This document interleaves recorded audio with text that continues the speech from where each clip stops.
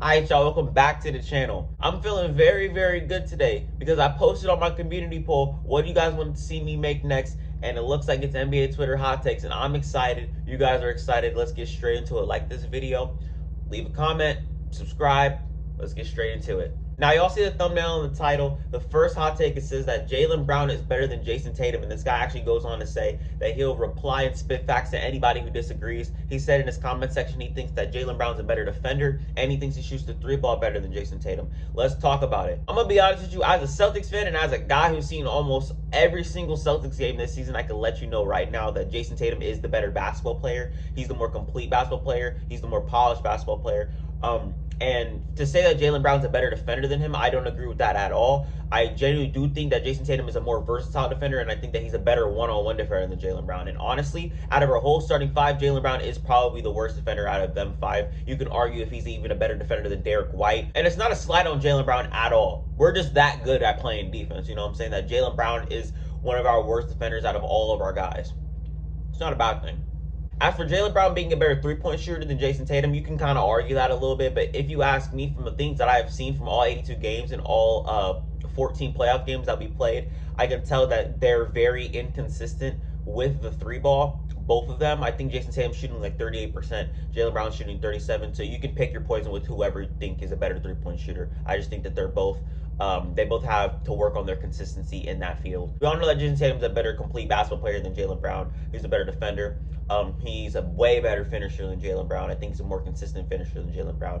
He's stronger than Jaylen Brown. The list goes on and on and on. Jaylen Brown, amazing talent. Jayson Tatum, amazing talent. And that's exactly why they're both Boston Celtics. You know what I'm saying? And Jaylen Brown, he gonna stay a Boston Celtic. He ain't gonna get traded. Trust. All right, I got some defending to do because this dude kind of speaking out his ass right now. This man says, hot take, Steve Nash is the least deserving MVP winner in NBA history. Now, I'm going to start off by saying this. There are more least deserving MVP winners than Steve Nash. And people really, I feel like people really need to do their research in that field. I feel like they just see Steve Nash average 15 and 11 his first season and 18 and 10 in his second MVP season and just called it a day. They see that, oh, Dirk Nowitzki averaged 27. Kobe averaged 35. Yeah, they should have been MVP over him. But saying that he was the least deserving and he didn't deserve his MVP is absolute blasphemy in my eyes. Because if you go back to 2003, this team was not fucking good. This team was not good at all. They had 29 wins on their season. Steve Nash comes in, signs a 4-year deal. Guess what? Now they're good again. They win 62 games. He led the 04-05 Phoenix Suns to the third largest team improvement in NBA history, bro. From going from 29 wins to 62 wins, it deserves something. You guys all know what the 7 seconds or less offense is, bro. One of the most unique offenses in NBA history for their time. Mike D'Antoni, you know, was coaching the thing, and Steve Nash was the focal point of that. He was the system. People don't really understand how unique and how hard it was to go against that damn system. And NBA players back then, they've said it. Baron Davis, he's said it. LeBron, he has said it. Tim Duncan, Tony Parker, Manu Ginobili, the list goes on and on and on. And Steve Nash was the runner. He was the guy. He was the glue.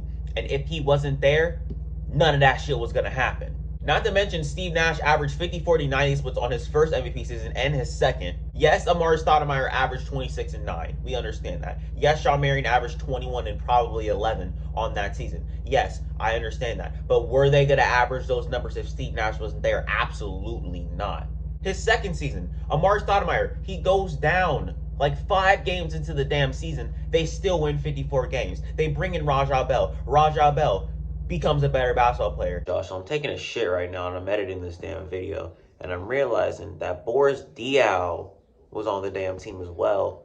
First year he gets there, he wins damn most improved player. Honestly, if that doesn't show how good Steve Nash is, then I don't know what does. You know what I'm saying? Steve Nash has to carry the load without his second star. And we love to talk about narrative now, like Nikola Jokic not doing this without his second and third stars and Michael Porter Jr. and Jamal Murray.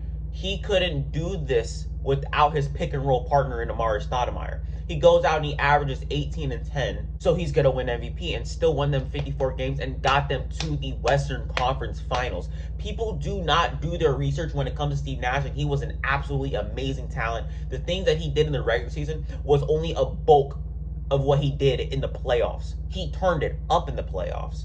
averaging 30 and like 12 against the Mavs. He does the thing, man. He does the thing. And I think people need to really open their eyes and see how good of a playmaker he is, see how good of a player he is, see how good of a damn shooter he is. Because, I mean, he was averaging like 43%, 45% from the 3-point line.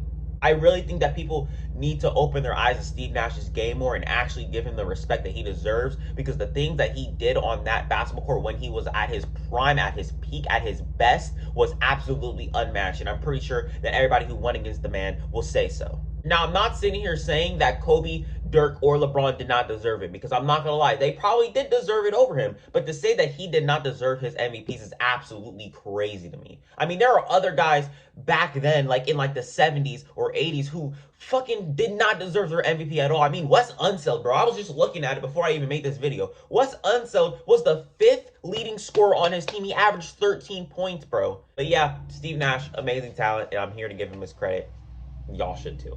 This next one says, hot take, Kevin Durant is not a top 5 player in the NBA. Let's talk about it.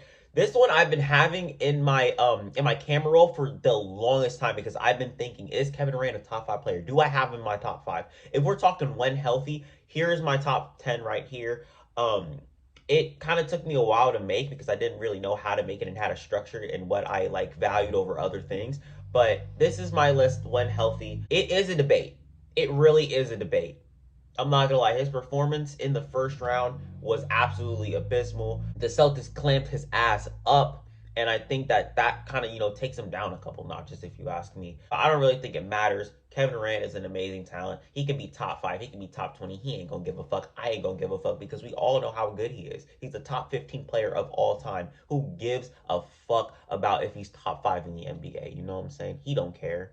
All Kevin Durant care about is going out there and hooping and then coming back home. That's all he care about. So if that's all he cares about, then that's all I care about, straight up. This one isn't really a hot take. I just wanted to put it in the video. This man says that the NBA needs to go back to doing award shows. Revealing it via social media is just lame. And honestly, I agree 100%. Because when they implemented that back in 2017, bro, I was feeling it. I was loving it, because it puts the spotlight on the NBA players and all the shit that they have done throughout all 82 games. You put the spotlight on them, and it really emphasizes the hard work and all the dedication that they put into throughout the whole entire regular season, instead of them just sitting on their damn couch and be scrolling through Instagram and just being like, oh shit, I won defensive player of the year. Yay. That's not fun. Let them go up there, accept their award, and let them say what they have to say, all on stage in front of all of America. I love that. That's what I want. And when they took that shit away after the pandemic, I was so damn upset. You don't understand. Hopefully they bring that back soon. NBA, if you're seeing this, just do it, bro. They ain't gonna be able. They is not seeing this damn video. Let me stop. This next one says, a hot take, Trae Young is a better player than Devin Booker. I can tell you this right now. Devin Booker is a more appealing player to the eye. Trae Young is the better basketball player. And I can tell you guys why. His offensive ability is just unmatched in the whole entire league. He's one of the best offensive players in the whole entire league, and he's one of the most underrated, but that's another time for another video. The fact that you can have the most points and assists in an NBA season and just not get talked about at all is absolutely insane to me. If you guys don't know by now, Trae Young is my favorite player in the league. I say this damn near every single video, because he reminds me so much of Steve Nash. When he was coming to the league, people were comparing him to Stephen Curry, but they were comparing him to like Damian Lillard or whatever the fuck. This man is literally the embodiment of Steve Nash if Steve Nash played today's game. Point blank period, bro. I think he's a better player than Devin Booker. You can argue with me all you want about that. I'm going to stand by that. This dude says, hot take, whether the Celtics do this trade or not, they are winning the 2022-2023 NBA Finals. The trade that he's referring to is Jaylen Brown for Kevin Durant. If you guys want to go see that video, you guys can go see it right here. I'm probably going to put the end card or something like that. But you guys see the tweet, SMH. Jaylen Brown was upset because he was in trade rumors again. Or maybe it's because the media was just being fucking crazy, you know what I'm saying? I think that's probably it. But say that the Celtics are going to win the championship regardless. I love the confidence, Aaron Baines, but I don't know about that, you know what I'm saying? I don't want to, rush too quickly. I'd like to say that we'd be in the NBA Finals, because that's the way that I like to think, and I want to get back to the promised land. But I don't really want to say that we could win the NBA championship, because the Warriors just look so fucking good. They just look so good. Not to mention the Clippers are out west. The Nuggets are going to be coming back healthy. There's so much competition that's about to be going on in the West that, maybe the Celtics can't compete, but hopefully they can win the damn championship. You know what I'm saying? I love to see that. I think you guys would love to see that. And I think everyone would love to see that because it's the Boston Celtics. Who doesn't love the Boston Celtics? You know what I'm saying? And this last one that I got right here is a little weird one. You know what I'm saying? The NBA isn't worth nearly as much attention as it gets. People should be talking about baseball a little bit more. You know what I'm saying? I kind of, dibble dabble in a little bit of baseball. You know what I'm saying? Just a little bit. I'm an Angels fan if you guys don't know that. I don't know shit about baseball, to be honest with you. I stopped watching after 2009. But, I got my hat. I'll be right back. They need to quit playing with me. They need to quit playing with me saying I ain't an Angels fan. Stop it. Stop it. Oh, no. Oh, shit. I'm stuck. Guys, I'm stuck. Little ass hat.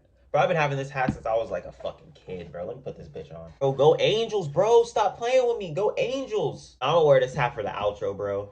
I feel like I'm getting better and better at doing these hot take videos, so let me know if you guys enjoyed it. Subscribe to the channel. Pumping out more content. I enjoy every single one of you guys, and I'm out of here.